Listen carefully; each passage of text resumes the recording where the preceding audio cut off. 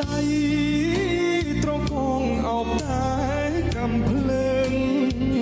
ការពារជាតិយើងចាញ់សត្រូវឆ្លៀនពីយំ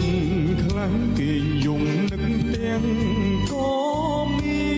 នវាពេញរយលៀនទុនតែងជាប់ក្នុងចិត្តតាជី